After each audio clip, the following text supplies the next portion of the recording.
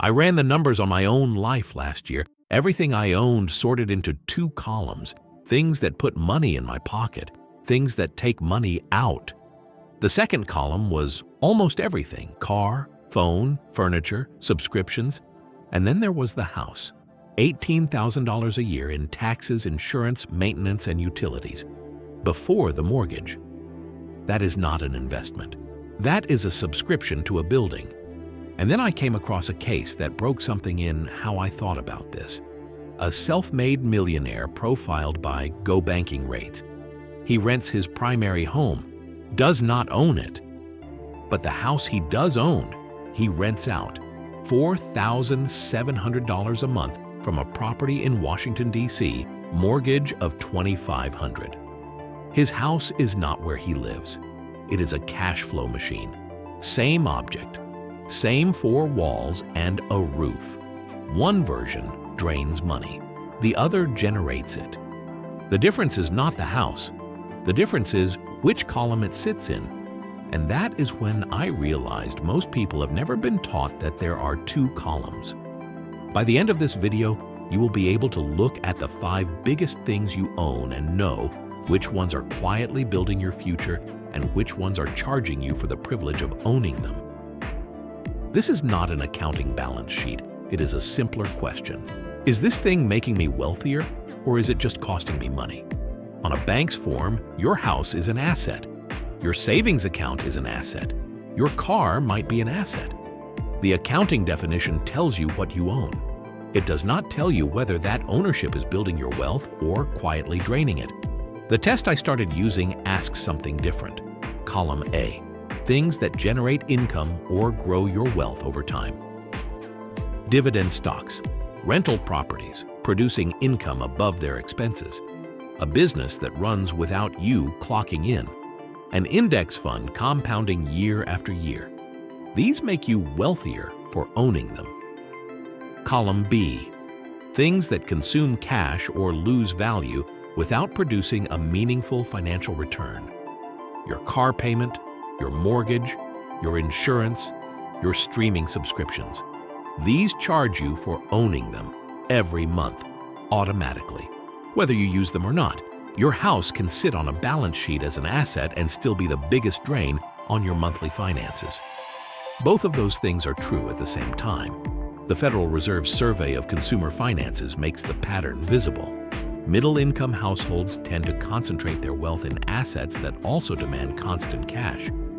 Their home, their cars. Wealthier households hold a larger share in financial and business assets designed primarily to compound. Same economy, same country, different columns. The difference was never explained to most people, which is convenient for the industries that sell column B items as if they belong in column A. 5 things almost everyone owns. Almost everyone puts in the wrong column. The house. Clever Real Estate tracked what the average American homeowner spends beyond the mortgage in 2025. $24,500 a year. Over 30 years, those extras alone total more than $700,000, almost matching the mortgage itself, and the appreciation everyone counts on. Robert Shiller, the Nobel laureate who built the index we use to track American home prices, measured their real return over more than a century. Less than 1% per year after inflation. The stock market in capital gains alone did roughly 4.5 times that. I'm not saying do not buy a house. A house gives you shelter, stability, a place to raise a family. But shelter is a cost, not a return. And the danger begins when you assume your biggest monthly expense must be building wealth simply because everyone calls it an investment. The car. This one is fast. Kelley Blue Book data show most new cars lose about 20% of their value in the first year. By year 5, roughly 60% is gone. A $35,000 vehicle that sells for $18,000 5 years later has cost $17,000 in depreciation alone, before you bought a single tank of gas. And the industry knows this. They do not sell you a depreciating machine. They sell you a monthly payment. As vehicle prices rose, 84-month loans became common because They kept the advertised monthly number low. The payment looks affordable. The depreciation is invisible. If the car produces income above all of its operating and depreciation costs, it can be argued into column A. For most people, it is the second largest drain in column B. The diploma.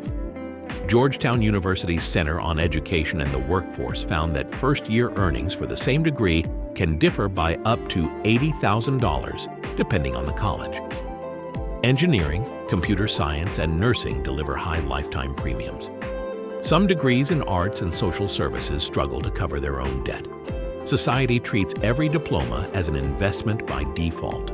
But if the total cost of the degree, including interest, consumes most of the additional income it generates, it is not an investment.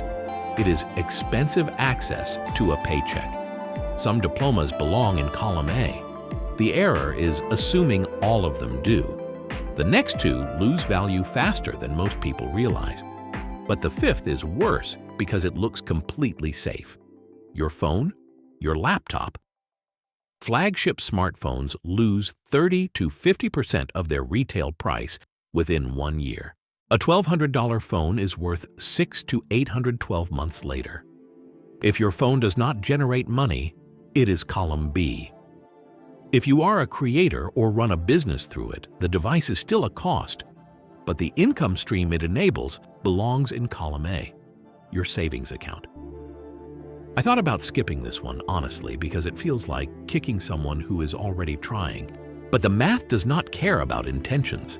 FDIC data shows basic savings accounts paying 0.41% at the end of 2024. Consumer prices rose 2.9% that same year.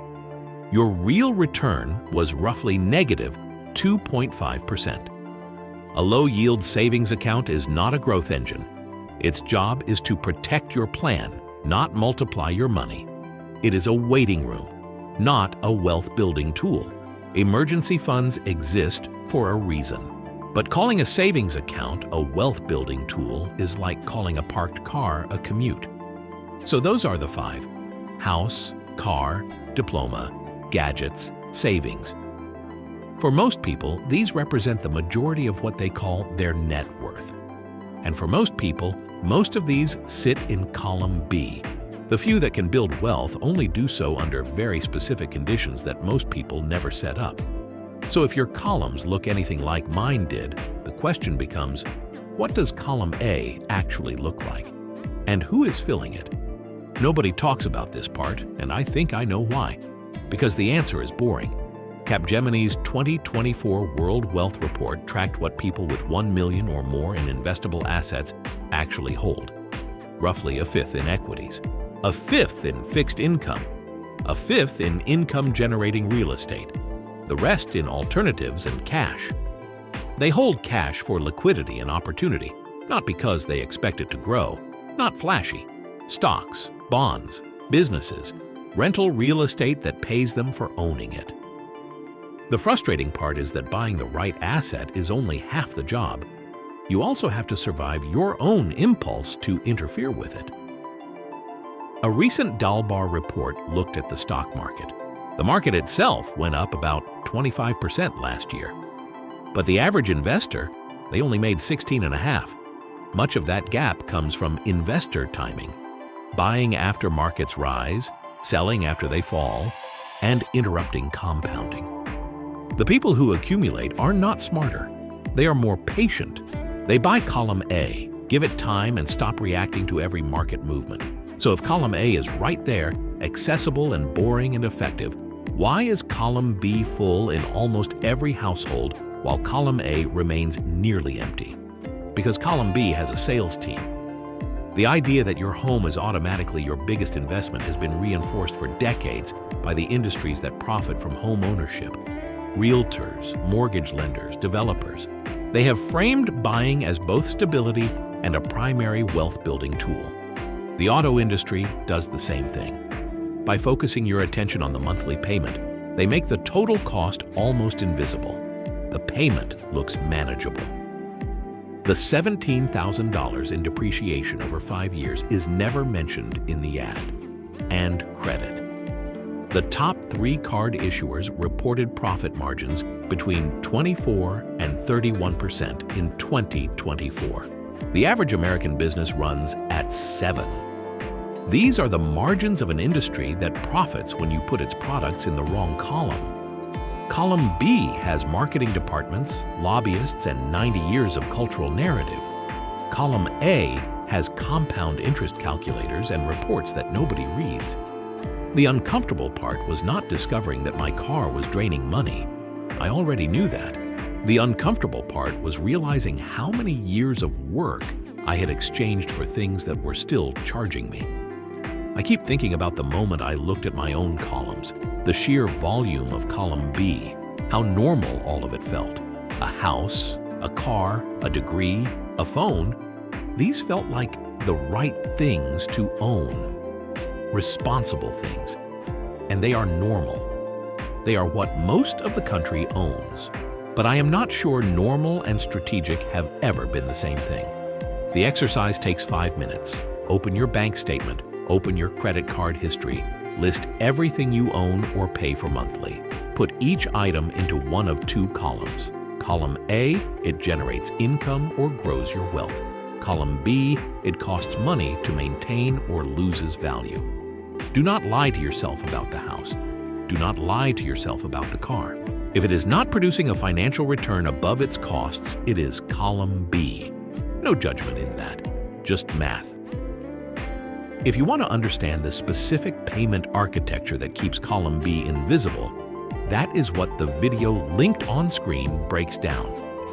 When I did this, the ratio was worse than I expected. Yours might be too. And sometimes you will still buy things from column B. You need a place to live. You may need a car. You need cash for emergencies. Your goal is not to eliminate column B. Your goal is to stop confusing comfort with growth. Because your future will not be determined by how much you own.